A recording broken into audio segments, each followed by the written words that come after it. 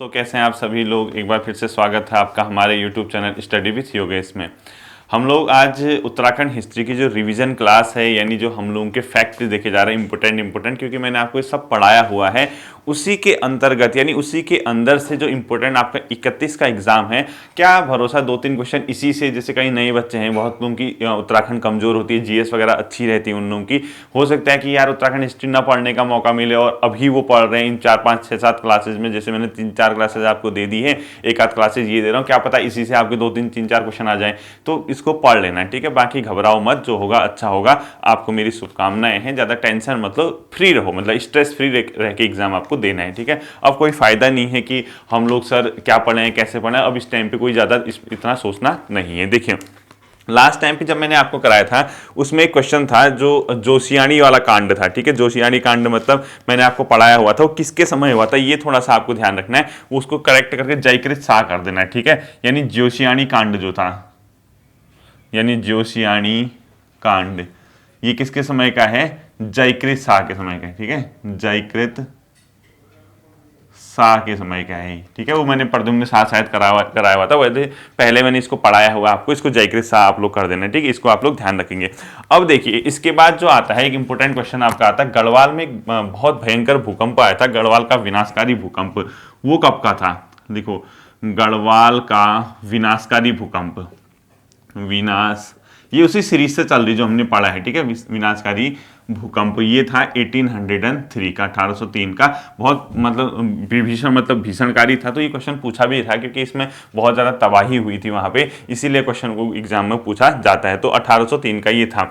अगला क्वेश्चन है गढ़गीता संग्राम किसकी है, गढ़गीता संग्राम, गढ़गीता संग्राम नामक पुस्तक किसकी है, मौलाराम की, ये ध्यान रखना, ठीक है। मौलाराम के द्वारा गढ़गीता संग्राम लिखी गई है, ये भी आप लोग ध्यान रखोगे।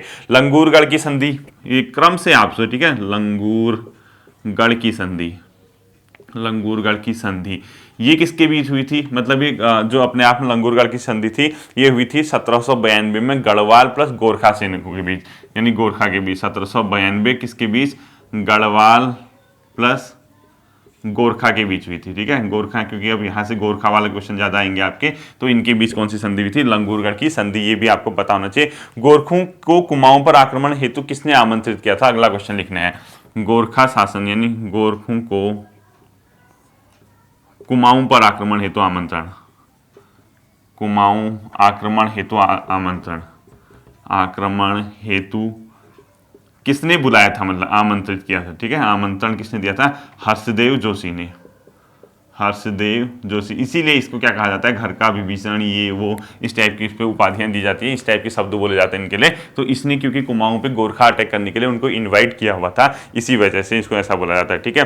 संपूर्ण उत्तराखंड में लगभग गोरखा शासन कितना चला, संपूर्ण यूके में उत्तराखंड, ठीक है, में गोरखा शासन, गोरखा शासन तो कब से चला, देखो आप कंप्लीट 1790 के आसपास ही कहाँ गए थे, कुमाऊं पे इन लोगों ने कब्जा कर लिया था और 1815 तक चले थे, तो लगभग 20 से मतलब 25 से 24 से 25 वर्ष, ठीक है। तो लिख दो 24-25 वर्ष, लगभग 24-25 वर्ष है, जितना भी आपका आता है हिसाब लगा लेना, तो 24 से 25 वर्ष भी लिख सकते हो, 25 वर्ष जो भी पेपर में आपको दिखेगा हिसाब लगा लेना, 1790 से 1815 तक, ठीक है। क्योंकि 1815 के बाद यहाँ से चले गए थे, 1790 से 1815 फिर यहाँ अंग्रेजों का शासन स्थापित हो गया था, ये भी आप लोग याद रखना है, ठीक। गोरखों को पराजित कर अंग्रेजों द्वारा देहरादून पर कब कब्जा किया गया, तो अगला क्वेश्चन लिखो, गोरखों को पराजित कर, गोरखों को पराजित कर, गोरखों को पराजित कर अंग्रेजों द्वारा देहरादून पर कब्जा, द्वारा देहरादून पर कब्जा कब किया गया था, देहरादून पर कब्जा 30 नवंबर, कब्जा कब किया गया था, 30 नवंबर 1815 ईस्वी में ये किया गया था, ठीक है। ये मैंने आपको सारी चीज़ें समझाई थी, सारी कहानी पढ़ाई थी, अगर आपको ध्यान होगा। अगर आप नए बच्चे हैं तो उतनी ध्यान देने की जरूरत है नहीं, क्योंकि अभी आपका पेपर होगा, तो अगर आपको वैसे अगर पहले आपने मेरे से क्लास पढ़ी हुई है तो ये सारी की सारी चीज़ें मैंने आपको क्या किया था, समझाया हुआ था, आप उसको ध्यान देना, ठीक है। तो देखिए इसके बाद अगला क्वेश्चन आता है आपका खलंगा या नालापानी का युद्ध, ठीक है। तो अगला क्वेश्चन लिखो, खलंगा या नालापानी का युद्ध कब और किसके मध्य हुआ था, ये भी कभी कभी पेपर में क्या किया जाता है, पूछा जाता है। तो अगला लिख लो आप लोग, खलंगा या नालापानी का युद्ध लिखना है, ठीक है। खलंगा या नाला पानी का युद्ध लिख लो। देखो खलंगा या नाला पानी का जो युद्ध हुआ था, खलंगा, इसी को बोलते हैं नाला पानी देहरादून में, ठीक है, नाला पानी युद्ध, ये कब का है अपने आप में, 1815 का है, ठीक है, कब का है, 1815 का है। और इसकी जो तिथि है वो भी कब है, मतलब उसकी तिथि जो है लगभग किसके समय होगी, 30 नवंबर के आसपास ही इसकी भी तिथि है। तो हमें सिर्फ ये देखना है, सॉरी 1814 कर देना है इसको, अंग्रेज प्लस गोरखा, 15 नहीं है 14 करना है, ठीक है। इसी ये जो 30 नवंबर जो कब्जा हुआ था मैंने अभी बताया ना, उसी के पास क्या है, तो खलंगा और नाला पानी का युद्ध ये किसके मध्य हुआ था, अंग्रेज प्लस गोरखा, अंग्रेज प्लस गोरखाओं के मध्य क्या हुआ था, खलंगा या नाला पानी का युद्ध हुआ था। ये भी आपको याद रखना है, ठीक है। अगला लिखना है कुमाऊं का अल्लवार्विक किसको कहते हैं, हर्षदेव जोशी को, कुमाऊं का अल्लवार्विक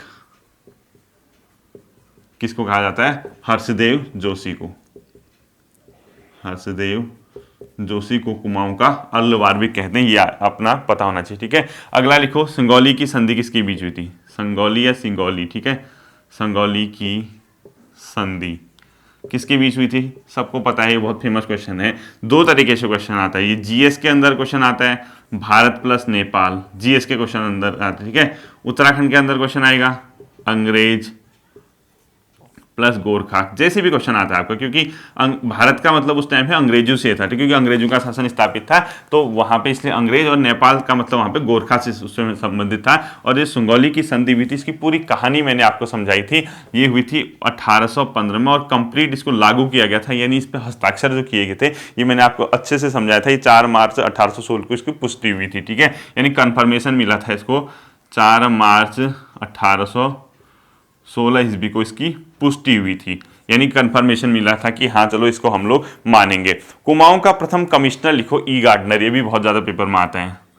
कुमाऊं का प्रथम कमिश्नर, कुमाऊं का प्रथम कमिश्नर ई गार्डनर, कौन थे, ई गार्डनर, ठीक है, ये भी पेपर में आता है, पेपर में ई गार्डनर कुमाऊं के प्रथम कमिश्नर। गोरखों का जज या न्यायाधीश विचारी कहलाता था, ठीक है, तो विचारी कौन था, क्वेश्चन लिखो, विचारी किसका कहा जाता था, गोरखा शासन प्रणाली में इनका जज या न्यायाधीश, ठीक है, मतलब जज वही हुआ, न्यायाधीश एक प्रकार से मान के चलिए, तो इनके उसमें न्यायाधीश को क्या बोला जाता था, विचारी, ठीक है, न्यायाधीश था इनके समय में, इसको क्या बोलते थे, विचारी बोलते थे। ये पेपर में क्वेश्चन आ सकता है। न्याय हेतु दिव्य न्याय प्रणाली किसके समय में प्रचलित थी, गोरखा, तो लिखो न्याय हेतु दिव्य न्याय प्रणाली, न्याय हेतु दिव्य न्याय प्रणाली किसके समय में प्रचलित थी, गोरखा शासन में, न्याय हेतु दिव्य न्याय प्रणाली किसके शासन में प्रचलित थी, गोरखा, ठीक है, वन साइड में लिखते हैं, दिख रहा होगा आपको, दिव्य न्याय प्रणाली किसके समय प्रचलित थी, अगर पेपर में पूछता है तो गोरखा शासन में ये प्रचलित हुआ करते थे, ठीक है। अगला आपको क्वेश्चन लिखना है, जगारिया या ढाकरिया क्या होते थे, ये गोरखा सैनिकों को बोला जाता था, ठीक है, जगारिया या ढकारिया लिखो। अगला क्वेश्चन ये पेपर में आ सकता है कि ये किससे संबंधित है, तो गोरखा सैन्य व्यवस्था से ये संबंधित थे, तो इसको भी आपने क्या करना है, ध्यान में अपने रखना है, ठीक। तो अगला जो पॉइंट आता है आपका वो आएगा आपका जागरिया या ढाकरिया कौन थे, तो अगला क्वेश्चन लिख लीजिए, जागरिया ऑब्लिक ढाकरिया, ये कौन थे, गोरखा सैनिक, यानी गोरखा सैनिक व्यवस्था से था, ठीक है, गोरखा सैनिकों को बोला जाता था जागरिया या ढाकरिया, ये क्वेश्चन ध्यान में रखना, ठीक है। पुंगाड़ी नामक कर कैसा कर था, भूमि कर, पुंगाड़ी कर, ये किसके समय के हैं, सब गोरखा, ठीक है, ये था एक भूमि कर, लैंड से जो टैक्स मिलता था, भूमि कर, ठीक है, पुंगाड़ी नाम का कर कैसा था, भूमि कर। ब्राह्मण कृषकों पर लगने वाले कर को कुसही बोला जाता था, ठीक है, तो लिखो कुसही नामक कर किस पे लगता था, कुसही कर किस पे लगता था, ब्राह्मण कृषक, किस पे लिखोगे, ब्राह्मण कृषक, ये भी ध्यान में रखना कि कुसही नामक कर किस पे लगता था, ब्राह्मण कृषक पे। पुत्रहीन व्यक्ति से मरो नाम का कर लगाते थे, ठीक है, मरो कर, मरो कर, ये किससे लगता था, पुत्रहीन व्यक्ति से, जिसकी औलाद नहीं होती थी, जिसके मतलब संतान नहीं होती थी, तो ये किस पे लगता था, पुत्रहीन व्यक्ति से, इसको भी ध्यान रखोगे, ठीक है, पुत्रहीन व्यक्ति से लगता था ये मरो नाम का कर। अगला जो आता है, प्रद्युम्न शाह की हत्या का आरोप किस महंत पर लगाकर उसे कड़ाई दीप का सामना करवाया गया था, मोस्ट इंपोर्टेंट क्वेश्चन मुझे हमेशा से लगता है, मैंने पहले भी कहा था आपसे ये क्वेश्चन आ सकता है। देखो गढ़वाल का जो नरेश था प्रद्युम्न शाह, वो किस में मारा गया था, खुड़बड़ा के युद्ध में, तो प्रद्युम्न शाह की मतलब हत्या का आरोप किस पे लगाया गया था, यानी प्रद्युम्न शाह की हत्या का आरोप लगाकर, हत्या का आरोप ठीक है, पूरा क्वेश्चन लिखना। प्रद्युम्न शाह की हत्या का आरोप लगाकर किस पर कड़ाई द्वीप का सामना करवाया गया था। यानी कड़ाई द्वीप एक न्याय व्यवस्था होती थी कि इसके समय में अपने आप में गोरखा शासन में, ठीक है। कड़ाई द्वीप का सामना लिखो, ये मोस्ट इंपोर्टेंट क्वेश्चन लिखना अपनी मेरे से, ठीक है। कड़ाई द्वीप सामना, किसका सामना, ठीक है, किसका करवाया गया था, उसका नाम था महंत श्री हरिसेवक। तो इसका नाम लिखोगे श्री हरिसेवक, श्री हरिसेवक। ये मुझे पहले से ये क्वेश्चन इंपॉर्टेंट लगता है, कहीं ना कहीं पेपर में जब टफ पेपर आते हैं तो इस टाइप के क्वेश्चन ही देखने को मिलते हैं कि जैसे प्रद्युम्न शाह की हत्या का आरोप लगाकर, इसको लगाकर लिखना है, लगाकर किस पर कड़ाई द्वीप का सामना करवाया गया। कड़ाई द्वीप एक प्रकार की न्याय व्यवस्था होती थी किसमें, गोरखा शासन प्रणाली में, ये आप लोग ध्यान रखना, ठीक है। बाली जो होता था सैनिकों द्वारा मनमाने ढंग से जो कर वसूला जाता था उसको बोला जाता था बाली। क्या था, सैनिकों द्वारा वसूल किया जाने वाला कर, सैनिकों द्वारा वसूल कर, सैनिकों द्वारा जो वसूल किया जाने वाला कर था उसको क्या बोला जाता था, बाली बोला जाता था। ये आप लोग ध्यान रखेंगे, ठीक है। अंग्रेजों द्वारा राजधानी श्रीनगर से पौड़ी कब शिफ्ट की गई, तो लिखो अंग्रेजों द्वारा राजधानी को श्रीनगर से पौड़ी शिफ्ट 1840 में। स्टार्टिंग में इन लोगों ने अपनी राजधानी श्रीनगर बनाया था, लेकिन वो बहुत ज़्यादा क्या था, गर्म इलाका, घाटी हुई, तो पौड़ी थोड़ा ठंडा इलाका था, तो ये अपनी राजधानी कहाँ चलेगी, मतलब पौड़ी में, ठीक है। तो लिखो अंग्रेजों द्वारा राजधानी श्रीनगर से पौड़ी, अंग्रेजों द्वारा राजधानी श्रीनगर से पौड़ी लिखना है, ठीक है। श्रीनगर से पौड़ी कब स्थानांतरित की गई थी, 1840 में। पूरा क्वेश्चन फॉर्म पे लिखना, अंग्रेजों द्वारा राजधानी श्रीनगर से पौड़ी कब की गई थी। नरसाही का मंगल नाम की घटना किस गोरखा शासक के समय हुई थी। नरसाही का मंगल, ये भी सब पढ़ाया है मैंने आपको, ठीक है। क्या था, कैसा था, हिस्ट्री की वीडियो देखना। नरसाही का मंगल नाम की घटना, नरसाही का मंगल घटना किस गोरखा सेनापति के समय हुई थी, किस गोरखा के समय हुई थी। सुब्बा नरसा उसका नाम था, ठीक है, सुब्बा नरसा। ये सब पढ़ाया था कि क्या है, क्यों है, कैसा था, सब बताया था आपको। उत्तराखंड में अंग्रेजी शासन लिखो, यानी उत्तराखंड में ब्रिटिश शासन कब से शुरू हुआ था, ब्रिटिश शासन, ये हुआ था 1815 ईस्वी से, ठीक है। 1815 से उत्तराखंड में ब्रिटिश शासन क्या हुआ था, स्थापित हुआ था। टिहरी रियासत के राजाओं का कहीं ना कहीं क्रम पूछ सकता है आपसे। अब वो देखो वो क्या पूछे, वो इस सीरीज में पूछे ना पूछे, आपको पता होना चाहिए कि कौन पहले था कौन बाद में था, ठीक है। टिहरी राजाओं का क्रम लिखो या नरेशों का क्रम, जो भी लिखते हो, राजाओं का एक क्रम बता रहा हूँ, मोटा मोटा सबके नाम नहीं भी आएंगे, लेकिन आपको एटलीस्ट ये पता होना चाहिए कि इसके बाद ये था, ठीक है। तो अपना पहला लिखो, सबसे पहला नरेश कौन था टिहरी का, सुदर्शन शाह। सबसे पहला नरेश कौन था, सुदर्शन शाह, ये पेपर में पूछा जाएगा, हाँ, सुदर्शन शाह। उसके बाद जो शासक बने उनकी जो सीरीज है आप लोग लिख लीजिए, भवानी शाह, प्रताप शाह, कीर्ति शाह। भवानी शाह, प्रताप शाह, कीर्ति शाह, भवानी शाह, प्रताप शाह और कीर्ति शाह, ये क्या थे, सबके सब यहाँ के नरेश हुआ करते थे, ठीक है। उसके बाद लिखो नरेंद्र शाह और मानवेंद्र शाह। अंतिम आता है मानवेंद्र शाह, पेपर में पूछेगा, नरेंद्र शाह और अंतिम जो आता है आपका मानवेंद्र शाह। इनमें पहला और अंतिम तो ध्यान रखना, बहुत आता है मानवेंद्र शाह का नाम पेपर में, ठीक है। ये टिहरी का अंतिम नरेश था, इसको स्टार रखना। टिहरी का पहला नरेश था सुदर्शन शाह, ये भी स्टार रखना। तो आपको ये दोनों क्वेश्चन पूछेगा और इसका सीरीज भी याद रखना। अब पेपर में हो सकता है कि इनका सही क्रम क्या था, एक ये दे दे, एक ये दे दे, एक ये दे दे, एक ये दे दे। उस टाइम ये मत कहना कि ये क्वेश्चन ही गलत है, ऐसा नहीं होता है। वो कुछ भी आगे पीछे कर सकता है, ठीक है। हो सकता है सुदर्शन शाह के बाद अगला इसका नाम हो, फिर अगला इसका हो, ये दो अब बीच के कहाँ गए ये मत कह देना, ठीक। आपको एटलीस्ट एक क्रम पता होना चाहिए इस चीज़ का। अगला देखो, दूसरा कमिश्नर कौन था कुमाऊं, जैसे यहाँ का ट्रेल था। पहला कमिश्नर लिखा आपने, मतलब कुमाऊं का पहला कमिश्नर मतलब कौन था, गार्डनर था। दूसरा कमिश्नर लिखना आपने कौन था, ट्रेल था, ठीक है। इसको लिख लीजिए आप लोग। तो लिखो दूसरा कमिश्नर कौन था, दूसरा कमिश्नर कौन था, दूसरा कमिश्नर कौन था, ट्रेल था, ठीक है। ये आप लोग क्या करेंगे, ध्यान में रखेंगे, ठीक है। दूसरा कमिश्नर ट्रेल था। पहला तो सभी को आता है गार्डनर था, ठीक है। कुमाऊं का पहला कमिश्नर कौन था, गार्डनर था, मैंने लिखवा दिया। अगला देखो, 80 साला बंदोबस्त इसी के समय की आई थी। लैंड के लिए 80 साला बंदोबस्त, मोस्ट इंपोर्टेंट कर देना इसको, 80 साला बंदोबस्त बोला जाता है उसको, ठीक है। क्या था, कैसा था, जब उसको देख लेना एक बार वीडियो, अगर पढ़ना होगा तो। बंदोबस्त, तो 80 साला बंदोबस्त किसके समय की है, ट्रेल के समय की। मोस्ट इंपोर्टेंट क्वेश्चन आता है, ये किसके समय की है, ट्रेल की। और अल्मोड़ा व श्रीनगर के बीच डाक व्यवस्था कब से शुरू हुई थी। अगला क्वेश्चन लिखो, अल्मोड़ा व श्रीनगर के मध्य डाक व्यवस्था कब से शुरू हुई थी? ये हुई थी 1815 ईस्वी से। ठीक है, ये भी आप लोग क्या करोगे, ध्यान में रखोगे कब से शुरू हुई थी। और एक सुपर इंपोर्टेंट क्वेश्चन लिखना, सरकारी खजाने पर नियंत्रण हेतु डबल लॉक व्यवस्था किसने शुरू की थी?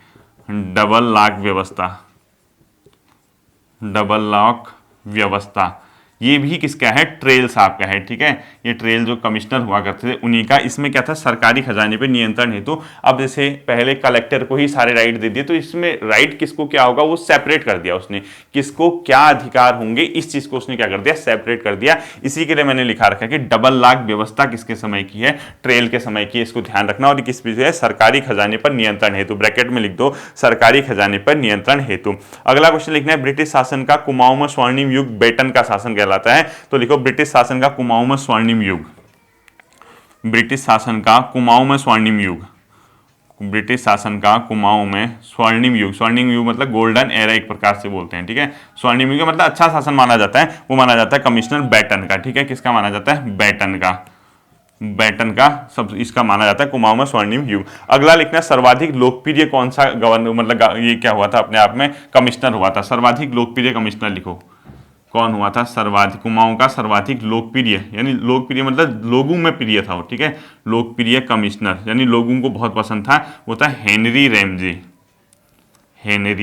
रैमजे। बहुत ज़्यादा क्या हुआ था, ये फेमस हुआ था लोगों के बीच, क्योंकि ये एक प्रकार के पब्लिक के साथ इसका अटैचमेंट या मतलब जो कनेक्शन था वो बहुत ज़्यादा अच्छी बॉन्डिंग थी। इसीलिए इनको सर्वाधिक लोकप्रिय कमिश्नर हेनरी रैमजे को कहा जाता है। इसी वजह से इनको कुमाऊं का राजा या बेताज बादशाह भी कहा जाता है। बेताज बादशाह का मतलब बिना ताज का बादशाह, ताज ही नहीं है लेकिन फिर भी बादशाह की तरह रह रहा है, एक प्रकार से वो सिर्फ एक उपाधि टाइप की मान के चलिए। तो इसको कुमाऊं का सबसे लोकप्रिय राजा भी कहते थे, या कुमाऊं का राजा या बेताज बादशाह भी कहते थे इसको। ठीक है, तो लिखो कुमाऊं का राजा प्लस बेताज, बेताज मतलब बिना ताज का, बेताज बादशाह किसको माना जाता था? रैमजे साहब को माना जाता था, हेनरी रैमजे। ये भी आप लोग क्या करोगे, ध्यान में रखोगे। ठीक है, अगला लिखना, 1857 के विद्रोह के समय कुमाऊं कमिश्नर रैमजे ही था। मोस्ट इंपोर्टेंट कर देना, जब 1857 का रिवोल्ट हुआ था, 1857 का विद्रोह, तो उस समय कुमाऊं कमिश्नर कौन था? विद्रोह के समय ये कौन था? कुमाऊं कमिश्नर था। ध्यान रखना इसको। ठीक है, कुमाऊं कमिश्नर कौन था? हेनरी रैमजे था। ये मोस्ट इंपोर्टेंट क्वेश्चन है, पेपर में आपसे पूछा जाता है। तराई क्षेत्र में भू व्यवस्था था, नहरों का जाल बिछाने वाला भी कौन था? रैमजे था। तो देखो इसको, तराई क्षेत्र में हेनरी रैमजे ही है। ठीक है, उसका आंसर तराई क्षेत्र में मतलब तराई क्षेत्र में जो नहरों का जाल बिछाने वाला था, भू व्यवस्था करने वाला था, हेनरी रैमजे था। देखो तराई क्षेत्र में भू व्यवस्था प्लस नहरों का जाल किसने बिछवाया था? रैमजे ने बिछवाया था। ये भी आप लोग क्या करोगे, ध्यान में रखोगे। ठीक है, ये पेपर में आपका क्वेश्चन पूछा जाता है, ये इंपॉर्टेंट क्वेश्चन अपने आप में है। अगला क्वेश्चन आप लोग देखिए क्या है, जो एक इसके बारे में बहुत इंपॉर्टेंट क्वेश्चन मुझे ये भी लगता है कि इसने यहाँ पे डिजास्टर मैनेजमेंट का काम शुरू किया था। यानी आपको ये क्वेश्चन भी आना चाहिए, उत्तराखंड का पहला आपदा प्रबंधन कार्य किसने किया था? रैमजे ने। ठीक है, पहला आपदा प्रबंधन कार्य लिखो, उत्तराखंड में पहला आपदा प्रबंधन यानी डिजास्टर मैनेजमेंट। ठीक है, किसके समय का माना जाता है? ये हेनरी रैमजे साहब का ही उसमें नाम आता है। ये कमिश्नर थे कुमाऊं के उस समय, तो इन्हीं के समय से उत्तराखंड का पहला आपदा प्रबंधन इनके समय में माना जाता है। गढ़वाल में पहला भू बंदोबस्त किसने करवाया था? ट्रेल ने, जबकि कुमाऊं में गार्डनर। तो देखो गढ़वाल का पहला भू बंदोबस्त, गढ़वाल का पहला भू बंदोबस्त ये किसके समय का है? ट्रेल साहब के समय का है। ठीक है, ये भी आप लोग क्या करोगे, ध्यान में रखोगे, पेपर में पूछे जाने वाले सभी क्वेश्चन है। ठीक है, अब एक क्वेश्चन आता है, तरमीम बंदोबस्त किससे संबंधित है? वो भी ट्रेल साहब का ही है। ठीक है, तो अगला क्वेश्चन लिखो, तरमीम बंदोबस्त किससे संबंधित है? ट्रेल से। क्या लिखोगे? तरमीम बंदोबस्त किससे संबंधित है? ट्रेल साहब से संबंधित है। ये क्वेश्चन भी आपको पेपर में याद रखना है। ठीक है, तरमीम बंदोबस्त लिखो, तरमीम बंदोबस्त ये भी किसका है?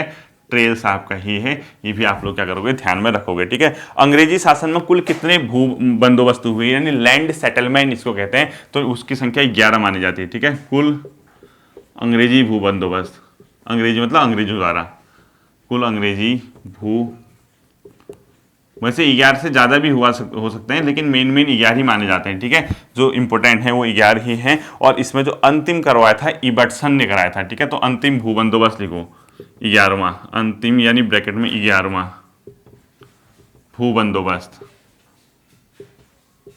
कुमाऊं या गढ़वाल में जहां भी है, इबर्टसन ने करवाया था, ठीक है।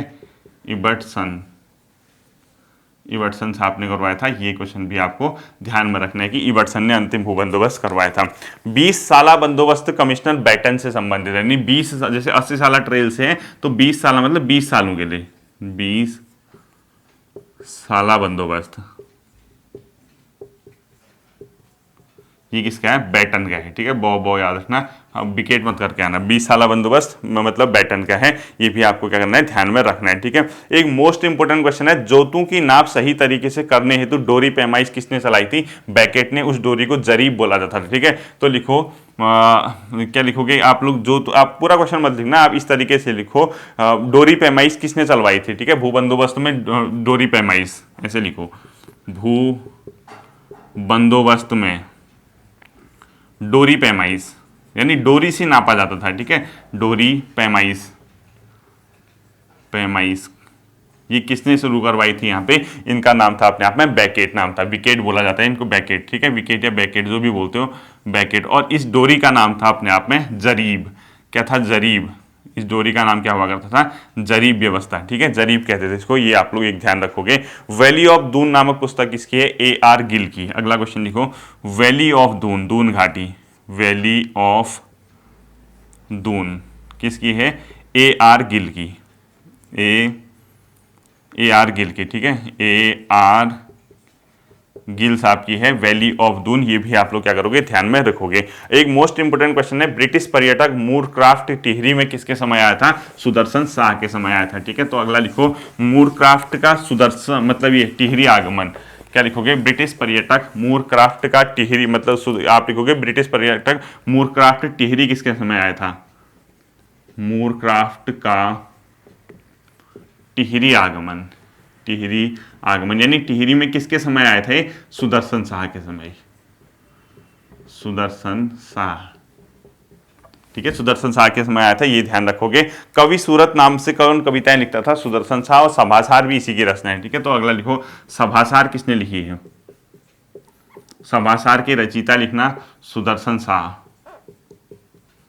सभासार के रचयिता लिखना सुदर्शन शाह। और जो सुदर्शन शाह था वो कवि सूरत नाम से क्या करता था, अपनी रचनाएं करता था, ठीक है। तो ये लिखोगे, कवि सूरत नाम से रचना करता था सुदर्शन शाह, कवि सूरत नाम से रचना अगर कोई करता था उसका नाम था क्या, सुदर्शन शाह। ये क्वेश्चन भी आपका पेपर में पूछा जाता है, ये भी आप लोग क्या रखोगे, ध्यान में रखोगे, ठीक है। जो सभासार है वो किस भाषा का है, ब्रज भाषा का, ये कुमाऊं गढ़वाली मत करके आना वहाँ, ब्रज भाषा, आधे लोग हिंदी भी कर आएंगे, कोई भरोसा नहीं हुआ, आधे अंग्रेजी भी कर आएंगे, ठीक है। ब्रज भाषा, सुदर्शन शाह जो है इसने सभासार लिखी जो ब्रज भाषा में है, और इस सुदर्शन शाह कवि सूरत नाम से अपनी क्या करता था, रचनाएं करता था, ये आप लोग क्या करोगे, ध्यान में रखोगे। अजबराम द्वारा किसे दाता ज्ञाता और सुरमा की संज्ञा दी गई थी, सुदर्शन शाह को। तो इसको लिखो, मतलब अजबराम द्वारा किसे, आप लोग पूरा लिखना, अजबराम द्वारा किसे दाता ज्ञाता और सुरमा कहा गया था, दाता मतलब दान देने वाला, ज्ञाता और सुरमा